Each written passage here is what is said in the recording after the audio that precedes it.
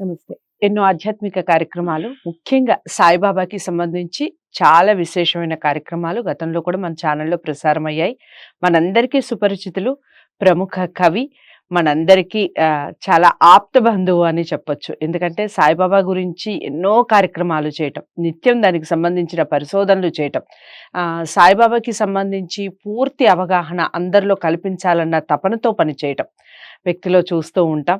చాలామంది ఉంటారు. కాకపోతే కొంతమంది మాత్రమే ప్రముఖులుగా నిలబడతారు. అలాంటి వాళ్ళే బిక్కి కృష్ణ గారు. మన ఛానల్‌కి వచ్చి మనకి ప్రోగ్రామ్‌ని చాలా రోజులుగా ఒక సీరీస్‌లా చేస్తున్నాం సాయిబాబాకి సంబంధించి.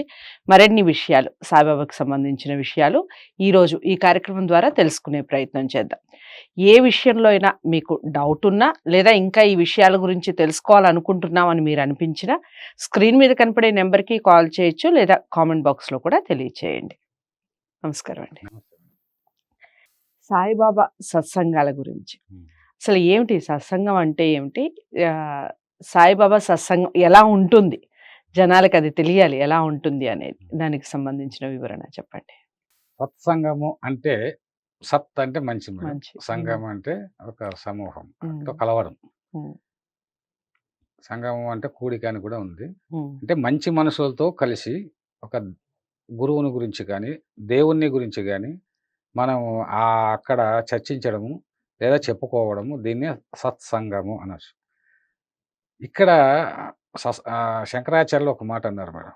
ఆయన ఒక శ్లోకములో సత్సంగత్వే నిస్సంగత్వం, నిస్సంగత్వే నిర్మోహత్వం, నిర్మోహత్వే నిశ్చలతత్వం, నిశ్చలతత్వే జీవన్ముక్తి అన్నారు. హ్మ్. అంటే ఈ శ్లోకానికి అర్థం చెప్పుకోవాలంటే సత్సంగత్వే నిస్సంగత్వం.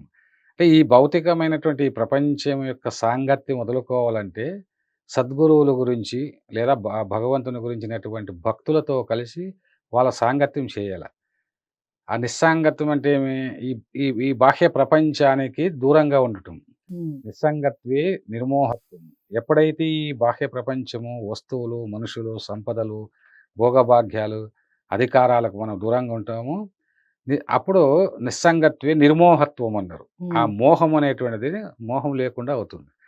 నిర్మోహత్వే మోహం లేదనుకోండి, ఇప్పుడు అవధూతులకు మా ఔలియాలకు, ఔలియా అంటే సిద్ధపురుషులు. హ్మ్. హ్మ్. వీళ్ళకి ఏమి మోహం ఉండదు. హ్మ్. అది కావాలి, ఇది కావాలి అనేది ఏది ఉండదు. హ్మ్. అందువల్ల నిర్మోహత్వే అంటే మోహం ఎప్పుడైతే లేదో హ్మ్. నిర్మోహత్వే నిశ్చలతత్వం. మనసు నిశ్చలంగా ఉంటుంది. హ్మ్. నిశ్చలతత్వే జీవన్ముక్తి. ఆ జీవన్ముక్తి అంటే ఏంటంటే మనసులో ఏ కోరికలు లేకుండా ఉండడము, హ్మ్. నిశ్చలంగా ఉండడము, హ్మ్. ఏది జరిగినా హ్మ్. చలించకుండా ఉండడం. మన మంచికి అనుకోవడం. హ్మ్. అంతా మన మంచికే అనుకోవడము. హ్మ్. అలా అనుకున్నదే జీవన్ముక్తి అంటే. హ్మ్. జీవితంలో ఒక ముక్తి అంటారు. ముక్తి అంటే స్వేచ్ఛ కదా! హ్మ్. మళ్ళీ స్వేచ్ఛగా కావాలి అంటే ఏంటి? మనసును మనం కంట్రోల్‌లో ఉంచుకోవాలి. హ్మ్. ఇలా నిశ్చలతత్వం రావాలంటే ప్రపంచానికి సంబంధించినటువంటి ఒక తత్వ జ్ఞానం రావాలి మనిషికి. హ్మ్. హ్మ్. ఒక ఆధ్యాత్మిక చింతన రావాలి. హ్మ్. ప్రతిదానికి ప్రతి ప్రశ్నకు సమాధానం తనలోనే తెలుసుకున్నప్పుడు మనిషి జ్ఞానవంతుడవుతాడు. హ్మ్. బాహ్య ప్రపంచంలో అనేక సమస్యలొస్తాయి. మనం చాలామంది చాలా సమస్యలతో బాధపడుతూ ఉంటాం. హ్మ్. అసలు సమస్యకు, బాధకు సంబంధం ఏమిటి? హ్మ్. బాధ అంటే ఏమిటి? దర్ద్ అంటారు హ్మ్. ఉర్దూలో. హ్మ్. అంటే మన గజల్ కవులు కూడా చాలా బాధపడుతూ తర్వాత సూఫీతత్వంలోకి వెళ్ళినటువంటి వాళ్ళు చాలామందున్నారు. హ్మ్. అంటే బాహ్య ప్రపంచములో ఏదైతే మనకు లభించదో, హ్మ్. ఏదైతే దొరకదో దాని గురించే మనం ఎక్కువగా ఆలోచిస్తూ ఉంటాం. హ్మ్. కోరికలు అపరిమితం. హ్మ్. వనరులు పరిమితం. హ్మ్. మనకు అనుకున్నవన్నీ జరగవు. హ్మ్. కాబట్టి బుద్ధుడు గూడా అదే జెప్పాడు. కోరికలను అదుపులో ఉంచుకోవాలన్నాడు. కోరికలు లేకుంటేనే అదే ముక్తి అన్నమాట. హ్మ్. కోరికలు లేకుండా ఎలా ఉండాలి మనిషి పుట్టిన తర్వాత? హ్మ్. అంటే 84,00,000 జీవరాశుల్లో మన మనిషి పుట్టాడు. హ్మ్. మరి 84,00,000 జీవరాశుల్లో పక్షులు, జంతువులు, క్రిములు, కీటకాలు ఇవన్నీ ఉన్నాయి గదా! హ్మ్. వాటికి కోరికలు ఉన్నాయా? హ్మ్. కోరికలుంటే మనలాగా మనిషిలాగా ఎక్కువ కోరికలున్నాయా? హ్మ్. ఇప్పుడు ఒక జంతువు ఉంది. ఒక గోవు ఉన్నది. హ్మ్. గడ్డి తెచ్చి ఒక మోపు గడ్డి తీసుకొనొచ్చి ఆ గోవుకు వేస్తే దాని కడుపు నిండిన తర్వాత అది అలా వెళ్ళిపోతుంది. మిగిలినటువంటి గడ్డిని వదిలేస్తుంది. హ్మ్. కానీ మనిషి వదిలేస్తాడా? లేదు. మనుషులకు డబ్బు ఎంత కావాలో అంత తీసుకొని మిగిలినది ఇది అనవసరం నాకు. నా కడుపు నిండింది. నాకు కంఫర్టబుల్‌గా ఉన్నాను.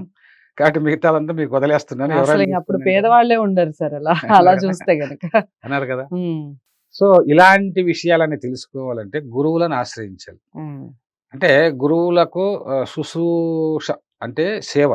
ఉమ్, గురువులకు సేవ చేసి ఆ తత్వజ్ఞానం పొందాలని చెప్పేసి భగవద్గీతలో చెప్తారు. ఉమ్, కానీ అలా తత్వజ్ఞానం పొందడానికి అందరికీ సాధ్యం కాదు కాబట్టి ఉమ్, అందరూ భగవద్గీతను, ఖురాన్ను, బైబిల్‌ను చదివేంత తీరిక, ఓపిక వాళ్ళకుండదు.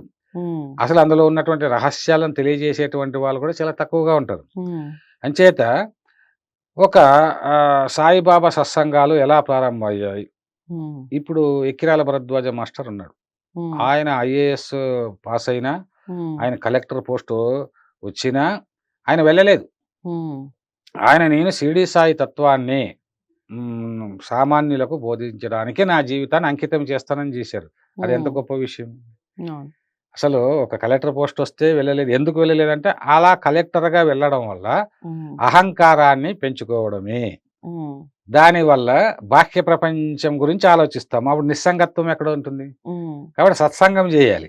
ఉమ్, సత్సంగం చేయాలంటే బాబా గురించి ఎప్పుడు ఆలోచించాలి. ఉమ్, ఎవరైతే నా గురించి పదే పదే ఆలోచిస్తారో, నా ఉమ్, లీలల్ని ఎవరైతే పదే పదే మననం చేస్తారో ఉమ్, వారికి అనర్గళ జ్ఞానరత్నాలు లభిస్తాయి ఉమ్, అని బాబా చెప్పాడు. ఉమ్, కాబట్టి బాబా సచ్చరిత్ర గురించి ఎన్ని సార్లు చదివినా ఇంకా ఏవో కొన్ని కొత్త విషయాలు మనకు తెలుస్తూనే ఉంటాయి. ఓకే. కాబట్టి సత్సంగం అంటే ఏంటి? ఇప్పుడు బాబా భక్తులు బాబా గుడికి వెళ్తారు చాలామంది. అవును. కానీ ప్రతి ఒక్కరు కూడా బాబా ఏదో ఒక సంఘటన, లేదా ఒక బాబా గుడికి వెళ్ళినప్పుడు, లేదా బాబాను ప్రార్థించినప్పుడు, లేదో ఉమ్, బాబా ఫోటో చూసి వీళ్ళేదో ఒక కోరిక కోరుకుంటే, ఆ ఉమ్, కోరిక నెరవేరినప్పుడు బాబా భక్తులుగా మారుతారు. ఉమ్, బాబా భక్తులుగా ఊరికే ఎవరు మారరు. ఉమ్, బాబా ఏ భక్తుడిని అడిగినా ఏదో ఒక బెనిఫిట్ పొందినటువంటి వ్యక్తే బాబా భక్తునిగా మారుతారు.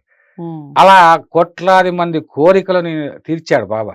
ఉమ్, అందుకే నా భక్తులు కోరినవన్నీ ఇస్తాను. ఉమ్, నేను కోరుకున్నది ఏదో వాళ్ళు అంటే నేను కోరుకున్నదంటే బాబా అనుకున్నాడు. ఉమ్, ఫలానా వ్యక్తిని ఇలా చేయాలని అనుకున్నాడు. కాబట్టి నేను అనుకున్నది లేదు నేను కోరుకున్నది వాళ్ళు అడిగే వరకు వాళ్ళ కోరికలన్నీ నేను తీరుస్తానన్నాడు. ఉమ్, అందుకే నా ధనాగారములో ఎంతో ధనం ఉంది. ఉమ్, ఎంత కావాలని చెప్పేసి సాటేను అడుగారు. ఇంకా చాలామందిని అడిగాడు బాబా. ఉమ్, అంటే ఇక్కడ సత్సంగం అనేటువంటి విషయం గురించి మనం మాట్లాడుతున్నాం కాబట్టి, మొట్టమొదట ఏ గుళ్ళోనైనా కూడా ఉమ్, సత్సంగంతోన అంటే బాబా గురించి తెలియజేయడము ఉమ్, అనేటువంటి ఎవరో ఒకరు గురువు అంటే ఎవరు కాదండి. ఉమ్, 4 విషయాలు బాబా గురించి తెలిసిన ప్రతి ఒక్కరు గురువే. ఉమ్, గురువు అంటే కొద్దిగా జ్ఞానము తెలిసినటువంటి వాడు గురువు. ఉమ్, మనం ఎవరు ఇప్పుడు గురువులున్నారు. వీళ్ళంతా జగద్గురువులని, మేము పీఠాధిపతులని వీళ్ళంతా ఎవరు గురువులు గాదు నా దృష్టిలో. ఉమ్, ఎవరు గురువులు అంటే సర్వజ్ఞులైనటువంటి వారు. శంకరాచార్యులు లాంటి వారు, షిరిడీ సాయిబాబా లాంటి వారు వాళ్ళు జగద్గురువులు. ఉమ్, వాళ్ళ పేరు చెబుతూ, వాళ్ళ గురించి మేము చెప్పేటువంటి వాళ్ళు ఎవరు గురువులు కాలేరు. ఉమ్, సర్వసంగ పరిత్యాగులైనటువంటి వాళ్ళే గురువులవుతారు. ఉమ్, సర్వశక్తులు, ఉమ్, అష్టసిద్ధులు, నవనిధులు ఉమ్, పొందినటువంటి వారే గురువులవుతారు. ఉమ్, బాహ్య వ్యామోహం లేనటువంటి వాళ్ళే గురువు. శంకరాచార్యులు చెప్పినట్టు నిశ్చల తత్వంతో జీవన్ముక్తి. బాబాని చూశారుగా షిరిడీలో ఉన్నంత వరకు ఎప్పుడూ నిశ్చల తత్వంతో ఉండేవారు బాబా. ఉమ్, బాబా ఎప్పుడూ నవ్వుతూ ఉండేటువంటి వాళ్ళు. వచ్చినటువంటి వాళ్ళని ప్రేమతో పలకరించారు. అంటే నిలువెల్లా ప్రేమతత్వము ఉమ్, నిండుకున్నటువంటి జగద్గురు షిరిడీ సాయిబాబా. ఉమ్, అందుకే ఆయన గురించి గుళ్ళల్లోనూ లేదా ఇతర ప్రాంతాల్లోనూ బాబా అంటే ఎవరు? ఉమ్, బాబా సచ్చరితను ఎందుకు చదవాలి? ఉమ్, బాబా యొక్క తత్వం ఏమిటి? ఉమ్, బాబా యొక్క సంప్రదాయం ఏమిటి? బాబాను మరి అకస్మాత్తుగా వచ్చేసాడు బాబా ఉమ్, స్క్రీన్ మీదకి అంటారు. ఉమ్, ఇప్పుడు ఎవరో కొద్దిమంది హీరోలు ఇప్పుడు రామారావు, నాగేశ్వరరావు స్క్రీన్ మీద చాలా సంవత్సరాలుగా ఉన్నారు. ఉమ్, వాళ్ళు మహానటులు. మరి ఉమ్, అకస్మాత్తుగా మధ్యలో కూడా ఒకరు వచ్చేస్తారు. ఉమ్, వచ్చేసి వీళ్ళు సూపర్ స్టార్లు అయిపోతారు. మళ్ళీ తర్వాత వచ్చారు కాబట్టి వాళ్ళతో వీళ్ళని ఎందుకు పోల్చాలి తర్వాత వచ్చారని చెప్పి. కాబట్టి బాబా గురించి తెలియజేయడానికి మొట్టమొదట కృషి చేసినటువంటి వాళ్ళు చాలామంది ఉన్నారు. నా వాళ్ళలో ఎక్కిరాల భరద్వాజ మాస్టరు, శరత్ బాపూజీ గురువు గారు. వీళ్ళు చాలా శ్రమించారు. ఉమ్, ఆహ్, నరసింహస్వామి వీళ్ళందరూ కూడా ఆర్గనైజేషన్స్ పెట్టి దక్షిణ భారతదేశంలో ప్రచారం చేశారు. ఉమ్, వీళ్ళకన్నా ముందు వేమూరు వెంకటేశ్వర్లు సత్సంగం చేశారు ఉమ్, తెనాలిలో. ఉమ్, ఆ తర్వాత బాపట్ల హనుమంతరావు. ఉమ్, అదేవిధంగా మరి రామచంద్రాపురంలో ఆమె రామచంద్రాపురంలో మాత కృష్ణ మాతాజీ అని చెప్పి ఆమె ఉమ్, మాతా కృష్ణప్రియ అని. ఆమె ఒక గొప్ప అధికారి భార్య. ఉమ్, కానీ ఆమెకు ప్రత్యక్షంగా షిరిడీ సాయిబాబా ఉమ్, కనిపించడము, రాఘవేంద్ర స్వామి, షిరిడీ సాయిబాబా ఇద్దరు ఆ మంచం ఉంటే అటువైపు ఇటువైపు రావడం, ఆమె ఉమ్, 8 నెలలు అలా ఆమెను పరీక్షించారు. ఉమ్, ఆమె కర్మలన్నీ తొలగించారు. ఉమ్, ఆమె నాన్న అనేదనమాట. ఏమ్మా అంటే బాబా కనిపించాడు. ఉమ్, రాఘవేంద్ర స్వామి కనిపించాడు. ఆ మంచం ఉంది కదా! ఆ బెడ్ కింద, తలగడ కింద మళ్ళీ తులసి దళము, అదే విధంగా ఊది ఉంది అని చెప్పారు. చూడు ఉమ్, అనేది. ఉమ్, ఉమ్, వాళ్ళ నాన్నకి డౌట్ వచ్చింది. ఏమ్మా అమ్మాయికి ఏదో మెంటల్ వచ్చేసింది. ఉమ్, ఒక ఈ విధంగా ప్రత్యక్షం అవ్వడం ఏంటి? ఉంది అనడం ఏంటి? చూడు, చూడు నాన్న చూడు. ఉమ్, అప్పుడు వాళ్ళ నాన్న వెళ్లి చూస్తే అక్కడ తులసి దళాలున్నాయి. ఎక్కడి నుండి వచ్చాయి? ఉమ్, ఎవరు తెచ్చిపెట్టారు? ఊది ఉంది. ఉమ్, సో, ఇదేదో ఆయనకు ఆశ్చర్యం. 8 నెలలు అలా హాస్పిటల్ అంటే రకరకాలుగా చూయిస్తారు. ఉమ్, భర్త కూడా నమ్మడనమాట. కానీ చివరకు భర్తకు కూడా కనిపించి అతను చెప్పాడు. నీవు భార్యను ఉమ్, ఇప్పుడు ఇంకొక పెళ్లి చేసుకో ఉమ్, అని. అప్పుడు ఆమె చెల్లెలు రుక్మిణి ఉంటే ఆమెతో పెళ్లి చేసుకో. ఈమె పూర్తిగా సత్సంగాలకి కేటాయిస్తుంది. ఉమ్, రామచంద్రాపురం వచ్చి అక్కడ సత్సంగాలు ప్రారంభిస్తుంది. ఆమె ఉమ్, సత్సంగాలు ప్రారంభించినప్పుడు ఇక్కడ ఇంకొక విషయం తెలుసుకోవాలి. ఉమ్, సత్సంగత్వే నిస్సంగత్వం అన్నాం కదా! నిర్మోహత్వము, ఈ నిశ్చలతత్వము, జీవన్ముక్తి ఇవన్నీ కలుగుతాయన్నాయి. ఉమ్, కానీ బాబా సత్సంగాలు చేసినప్పుడు వీటి సంగతి ఏమో కానీ ఉమ్, ప్రతి ఒక్కరికి చాలా ఒక మహిమలు కనిపించాయి. ఉమ్, ఆమె రామచంద్రాపురంలో సత్సంగం చేస్తున్నప్పుడు భక్తులు ఆ ఉమ్, సత్సంగం అంటే బాబా గురించి ఆమె తెలియజేసిన తర్వాత ఉమ్, భక్తులు అరటిపళ్ళు తెచ్చిస్తే అరటి పళ్ళ మీద ఓం సాయిరామ్ అని వచ్చింది. ఉమ్, అదేవిధంగా ఏ ఫలం తెచ్చినా ఓం సాయిరామ్ అని వచ్చేది. ఉమ్, అప్పుడు ఆ గోదావరి డిస్ట్రిక్ట్ ఆ కలెక్టర్‌కి డౌట్ వచ్చి అందరూ ఉమ్, చెబుతూ ఉంటే ఉమ్, ఒక సొరకాయ తీసుకొనొస్తాడాయన ఉమ్, ఆమె దగ్గరికి. అంటే అరటిపళ్ళ మీదే వస్తున్నాయి కదా! డౌట్ ఉంటది కదా మనకు. ఉమ్, సొరకాయ తీస్తే అందు మీద ఓం సాయిరామ్ అని వచ్చింది. ఉమ్, అప్పుడు నేను అలా చెబుతున్నా నేను కూడా సత్సంగాలు చేశాను. అనంతపురంలో ఒక 5 సంవత్సరాలు సత్సంగాలు చేశాను. ఉమ్, అలా చెబుతున్నప్పుడు నాకు ఆమె ఓం సాయిరామ్ అని వచ్చేదన్నప్పుడు అకస్మాత్తుగా నాకు ఒక పాటొచ్చింది. ఉమ్, నాకు ఆశ్చర్యం వేసింది. ఉమ్, ఓం సాయిరామ్ ఓంకార సాయిరామ్ ఓం సాయిరామ్ ఓంకార సాయిరామ్ ఓంకార సాయిరామ్ షిరిడి సాయిరామ్ షిరిడి సాయిరామ్ షిరిడి సాయిరామ్ షిరిడి సాయిరామ్ సద్గురు సాయిరామ్ ఓం సాయిరామ్ ఓంకార సాయిరామ్ అలా చెబుతూ ఆ ఓంకార సాయిరామ్ అంటే ఏం సార్ అని ఒకరు అడిగారు. ఉమ్, అసలు ఓంకారమే అంటే మొత్తం ఈ విశ్వం అంతా కూడా ఓంకారం నుండి ఉంది. ఓంకారం. ఉమ్, జగన్మాత ఆది ఓ ప్రణవనాదం ఆది ఓంకారం. ప్రణవనాదం. ఉమ్, కాబట్టి ఆది ప్రణవనాదం జగన్మాత నుంచి అంటే నేను ఇది చెప్పాలని వెళ్ళనండి. ఇప్పుడు ఉమ్, ఇక్కడికి కూడా మీరు అడిగే ప్రశ్నలకు అలా లోపల నుంచి బాబా చెబుతున్నాడు తప్ప ఉమ్, ఐ యామ్ ఓన్లీ ఇన్‌స్ట్రుమెంట్. ఉమ్, అది నాకు తెలుసు. నేను ఎక్కడ సత్సంగాలకు వెళ్ళినా, ఉమ్, వేదికలకు వెళ్ళినా కొన్ని వేల వేదికల మీదకి వెళ్తుంటాను. అందరూ ప్రిపేర్ అయ్యి వెళ్తుంటారు. నేను ఉమ్, ప్రిపేర్ కాను. ఉమ్, అసలు ప్రిపేర్ అవ్వడం అంటే అది మనది. ఉమ్, ప్రిపేర్ కాదు అంటే అది భగవంతుని మీద భగవంతుడు భారం వేసి వెళ్ళాలి. పలికిస్తున్నట్టు. అందుకే మీ భారంలో నాపై పడవేయుడు నేను మోసేదను అన్నాడు. ఉమ్, కాబట్టి అలా ఓంకారము అలా చెబుతున్నప్పుడు మరి జగన్మాత అనుగ్రహము బాబాకు కలిగింది.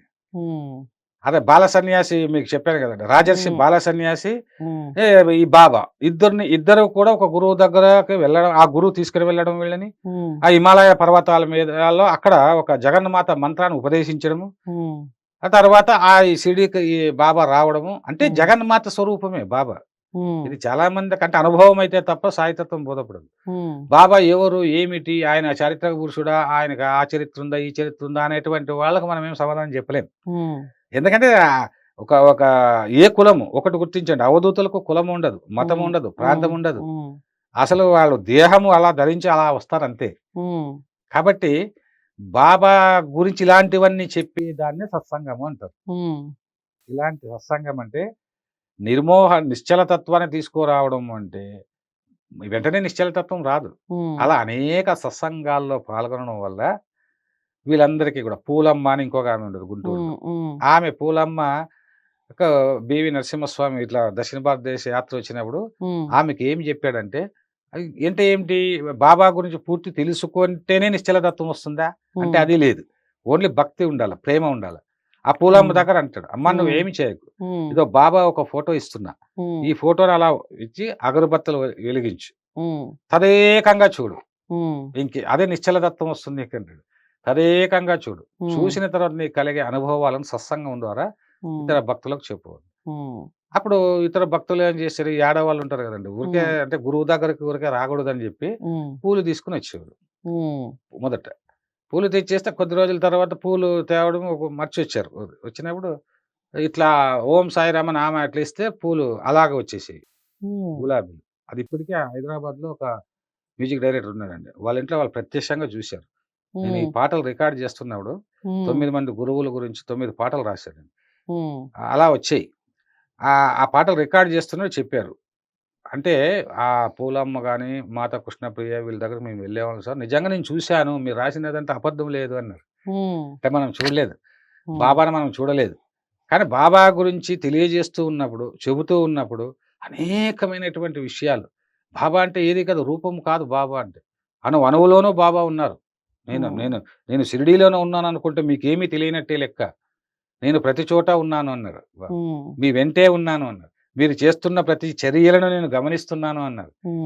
కాబట్టి నా నామాన్ని పదే పదే ఉచ్చరిస్తే అసలు మాయ నన్ను ఒక చోట నన్నే ఉండనివ్వదు. జగన్మాతగా స్వరూపం ఆయన. కాబట్టి మాయ నన్ను ఒక చోట షిరిడీలో ఉండనివ్వదు. ఇక మిమ్మల్ని మాయ వెంటాడుతుంది. మీరు నా లీలల్ని పదే పదే తలుస్తూ ఉంటే మాయ నిన్ను నీ దగ్గరకు రాదు.